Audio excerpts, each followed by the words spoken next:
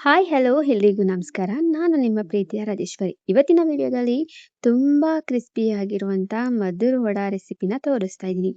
ಇದನ್ನು ಮಾಡ್ಕೊಳ್ಳೋದು ತುಂಬಾನೇ ಸುಲಭ. ಕಾಫಿ ಜೊತೆಗೆ, ಟೀ ಜೊತೆಗೆ ಹಾಗೆ ಊಟಕ್ಕೆ ಸೈಡ್ ಡಿಶ್ ಆಗಿ ಕೂಡ ಇದನ್ನ ತಿನ್ಬಹುದು. ತುಂಬಾನೇ ರುಚಿಯಾಗಿರುತ್ತೆ.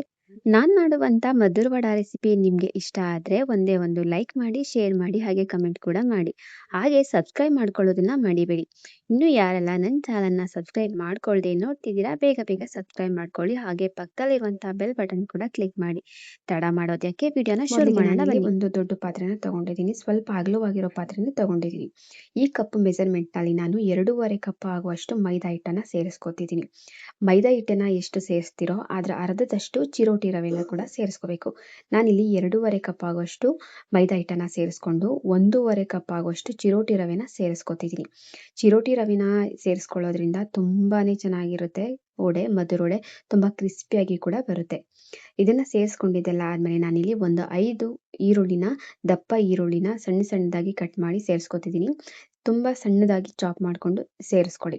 ಇದನ್ನ ಸೇರಿಸ್ಕೊಂಡಿದ್ದೆಲ್ಲ ಆದಮೇಲೆ 1 ಕಪ್ ಆಗುವಷ್ಟು, ಇದೇ ಕಪ್‌ನಲ್ಲಿ 1 ಕಪ್ ಆಗುವಷ್ಟು ಕಡಲೆ ಬೀಜನ ಡ್ರೈ ರೋಸ್ಟ್ ಮಾಡಿಕೊಂಡು ಇದನ್ನ ಸಿಪ್ಪೆ ತೆಗೆದು ಪುಟಾಣಿ ಕಲ್ಲು ಬರುತ್ತಲ್ವ ಅದರಲ್ಲಿ ಸ್ವಲ್ಪ ಲೈಟಾಗಿ ಕ್ರಷ್ ಮಾಡಿ ಇಟ್ಕೊಂಡಿದ್ದೀನಿ. ಇದನ್ನು ಕೂಡ ಸೇರಿಸ್ಕೊತಿದ್ದೀನಿ.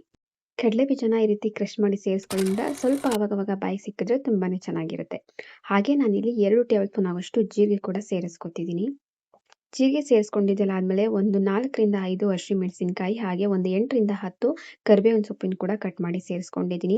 ಅದಾದಮೇಲೆ ನಾನಿಲ್ಲಿ ಅರ್ಧ ಹಿಡಿ ಆಗುವಷ್ಟು ಕೊತ್ತಂಬರಿ ಸೊಪ್ಪನ್ನು ಕೂಡ ಸಣ್ಣ ಸಣ್ಣದಾಗಿ ಕಟ್ ಮಾಡಿ ಸೇರಿಸ್ಕೊಂಡಿದ್ದೀನಿ. ಕೊತ್ತಂಬರಿ ಸೊಪ್ಪನ್ನು ಹಾಕೋದ್ರಿಂದ ತುಂಬಾನೇ ರುಚಿಯಾಗಿ ಇರುತ್ತೆ.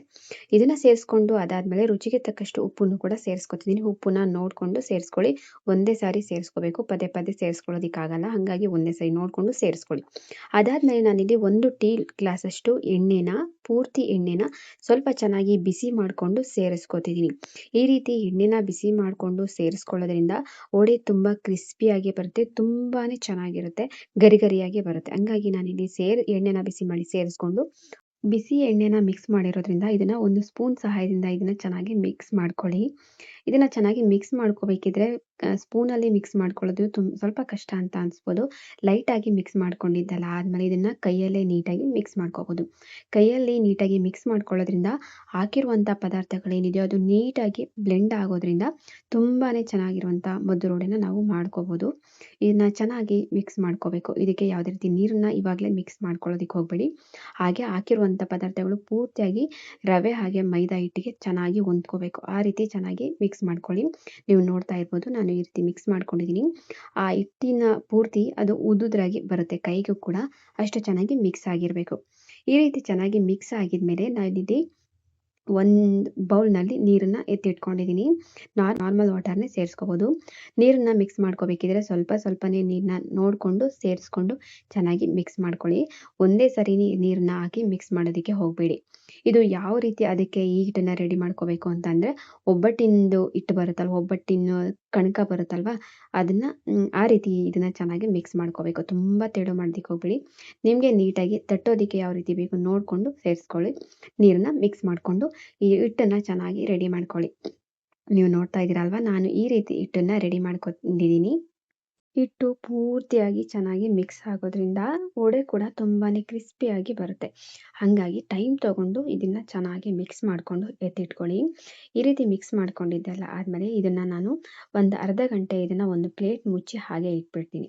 ಇದನ್ನು ಹಾಗೆ ಇಟ್ಟು ಎಣ್ಣೆ ಕೂಡ ಕಾಯೋದಕ್ಕೆ ಇಡಬೇಕು. ಹಿಟ್ಟು ಇವಾಗ ಪೂರ್ತಿಯಾಗಿ ರೆಡಿ ಆಗಿದೆ ಅಲ್ವಾ, ಹಾಗಾಗಿ ನಾನು ಇದಕ್ಕೆ ಒಂದು ಪ್ಲೇಟ್ ಮುಚ್ಚಿ ಇದನ್ನು ಎತ್ತಿಟ್ಟು ಒಂದು ಅರ್ಧ ಗಂಟೆ ಇದನ್ನು ನೆನೆಯೋದಕ್ಕೆ ಅಂತ ಬಿಡ್ತಾ ಇದ್ದೀನಿ. ಅರ್ಧ ಗಂಟೆ ಬಿಟ್ಟು ನಾನಿಲ್ಲಿ ಎಣ್ಣೆನ ಕಾಯೋದಕ್ಕೆ ಅಂತ ಇಟ್ಟಿದ್ದೀನಿ. ಎಣ್ಣೆ ಸ್ವಲ್ಪ ಚೆನ್ನಾಗಿ ಕಾಯಬೇಕು. ಎಣ್ಣೆ ಚೆನ್ನಾಗಿ ಕಾದಿದ್ರೇನೆ ವಡೆ ತುಂಬ ಕ್ರಿಸ್ಪಿಯಾಗಿ ಬರೋದು. ಎಣ್ಣೆ ಚೆನ್ನಾಗಿ ಕಾದಿದೆ. ಇವಾಗ ನಾನು ಹಿಟ್ಟು ಕೂಡ ನೆಂದು ರೆಡಿ ಆಗಿದೆ. ನಾನು ಇವಾಗ ಇದನ್ನ ತಟ್ಟೋದಕ್ಕೆ ನೀವು ಬಟರ್ ಪೇಪರ್‌ನ ಬಳಸ್ಕೊಂಡು ಕೂಡ ವಡೆನ ತಟ್ಕೋಬೋದು. ಬಟ್ ನಾನಿಲ್ಲಿ ಎಣ್ಣೆ ಕವರ್ ಇದೆ ಅಲ್ವಾ, ಅದನ್ನೇ ಕಟ್ ಮಾಡಿಕೊಂಡು ತೊಗೊಂಡಿದ್ದೀನಿ. ಸೊ ಇದರಲ್ಲೇ ನಾವು ಆರಾಮಾಗಿ ವಡೆನ ತಟ್ಕೋಬೋದು. ಇದನ್ನ ಕಟ್ ಮಾಡಿಕೊಂಡು ಒಂದು ಕೆಳಗಡೆ ಮಣೆ ಅಥವಾ ನೀವು ಯಾವುದಾದ್ರೂ ಒಂದು ಮಣೆನ ಇಟ್ಕೊಂಡು ತಟ್ಕೋಬೋದು. ನಾನಿಲ್ಲಿ ತಟ್ಟೆ ಇಟ್ಕೊಂಡು ಅದ್ರ ಮೇಲೆ ತಟ್ಕೋತಿದ್ದೀನಿ.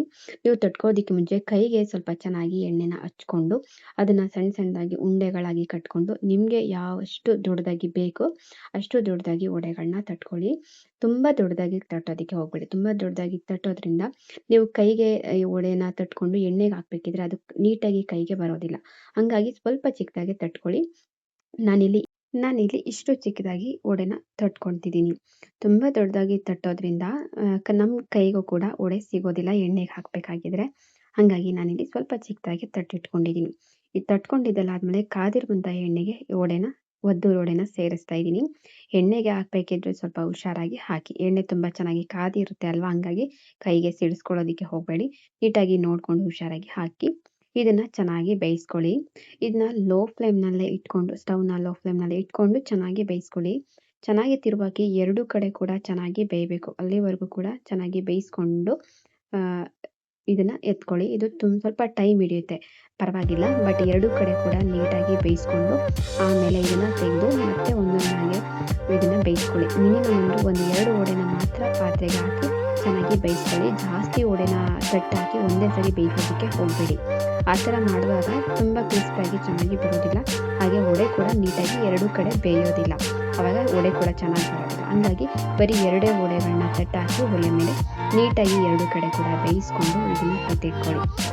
ನಾನಿಲ್ಲಿ ಎಲ್ಲ ವಡೆಗಳನ್ನೂ ಕೂಡ ಇದೇ ರೀತಿ ಮಾಡಿಕೊಂಡು ಚೆನ್ನಾಗಿ ಬೇಯಿಸ್ಕೊಂಡಿದ್ದೀನಿ.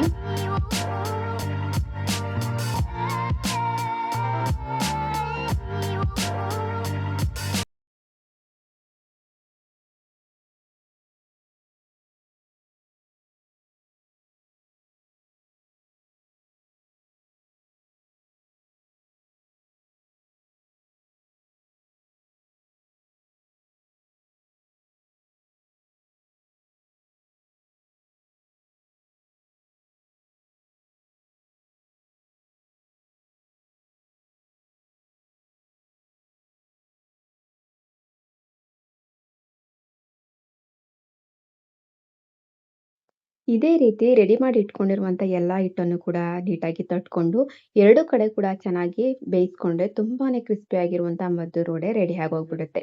ಸಂಜೆ ಟೀ ಟೈಮ್ಗೆ ಅಥವಾ ಕಾಫಿ ಟೈಮ್ಗೆ ಈ ರೀತಿ ಮದ್ದೂರು ವಡೆನ ಮಾಡ್ಕೊಳ್ಳಿ. ತುಂಬಾನೇ ಇಷ್ಟ ಆಗುತ್ತೆ. ತುಂಬ ಕ್ರಿಸ್ಪಿಯಾಗಿ ಕೂಡ ಬರುತ್ತೆ. ಹಾಗೆ ಇದನ್ನ ಊಟದ ಜೊತೆಗೂ ಕೂಡ ಸೈಡ್ ಡಿಶ್ ಆಗಿ ಕೂಡ ಇದನ್ನ ತಿನ್ಕೋಬಹುದು. ವಿಡಿಯೋನ ಪೂರ್ತಿಯಾಗಿ ನೋಡಿದ್ರೆ ಅಲ್ವಾ? ವಿಡಿಯೋನ ಪೂರ್ತಿಯಾಗಿ ನೋಡಿದ್ದೀರಾ ಅಂತ ಕೂಡ ನಾನು ಭಾವಿಸ್ತೀನಿ. ಹಾಗೆ ನಾನು ಮಾಡಿರುವಂಥ ಮದ್ದೂರು ವಡೆ ರೆಸಿಪಿ ನಿಮಗೆ ಇಷ್ಟ ಆಗಿದ್ರೆ ಪ್ಲೀಸ್ ಒಂದೇ ಒಂದು ಲೈಕ್ ಮಾಡಿ, ಶೇರ್ ಮಾಡಿ, ಹಾಗೆ ಕಮೆಂಟ್ ಕೂಡ ಮಾಡಿ. ಹಾಗೆ ಸಬ್ಸ್ಕ್ರೈಬ್ ಮಾಡ್ಕೊಳ್ಳೋದನ್ನು ಕೂಡ ಮರಿಬೇಡಿ.